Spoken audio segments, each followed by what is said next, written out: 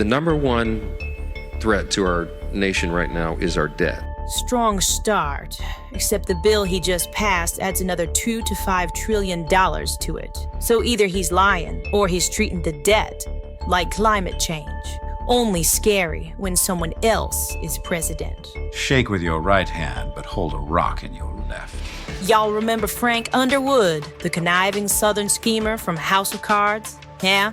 Turns out he's real. He just swapped the bourbon for the Bible and calls himself Mike Johnson. I don't care whether you love me or you hate me, just as long as I win. I've got to get to 217 votes to get this thing over the line. Mike doesn't need friends. He needs numbers. And he'll church up the math however he has to. Every kitten grows up to be a cat. They seem so harmless at first. Small, quiet, lapping up their saucer of milk. But once their claws get long enough, they draw blood, sometimes from the hand that feeds them. If we don't make the tax cuts permanent from 2017... There's a tax hike, effectively. Largest in history. It'll happen by default at the end of December when the tax cuts expire. So we must do that. Translation, cut taxes for billionaires now, or the kittens will maul the economy later. Meow. You're addicted to action and slogans. It doesn't matter what I say. It doesn't matter what I do, just as long as I'm doing something. You're happy to be along for the ride. No tax on tips, no tax on overtime. We have tax relief for seniors, all the things the president promised on the campaign trail. We've got all that woven in. It's like if a campaign flyer married a fortune cookie and birthed this bill. Of all the things I hold in high regard, rules are not one of them. We have an historic level of investment in border security because that was the number one issue in the election. And absolutely zero investment in immigration court funding. Just walls, wires, and Wild West cosplay.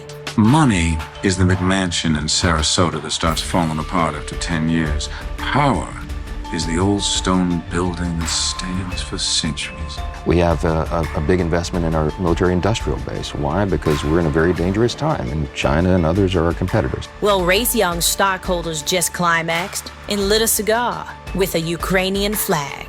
Avoid wars you can't win, and never raise your flag for an asinine cause like slavery. And we're going to strengthen and preserve the programs that people rely upon so much. Things like Medicaid and SNAP that our vulnerable populations need. We're going to secure and strengthen those programs by eliminating fraud, waste, and abuse. He says fraud, waste, and abuse the way your uncle says deep state, with conviction, but zero receipts.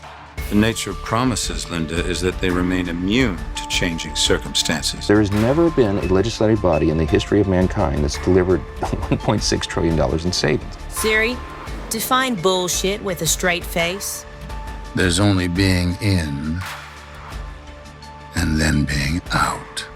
They are not making any account whatsoever for tariff revenue or the new trade agreements. He's solving inflation by charging Americans more and calling it a win.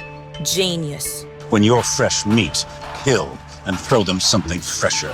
We shouldn't have been funding transgender operas in Peru under USAID, right? Breaking news, y'all. Mark Johnson heroically saved us from the Peruvian trans quarrel menace. National hero. For those of us climbing to the top of the food chain, there can be no mercy. NPR and PBS have been abusing the system for quite some time with their non-objective coverage. Please, just say you hate Sesame Street and go, Mike. There is but one rule. Hunt or be hunted. People need that relief. It's going to be jet fuel to the U.S. economy. Jet fuel? I do declare. This thing's powered by vibes, sugar, and Christian nationalism. The deck is stacked. The rules are rigged. Welcome to the death of the age of reason.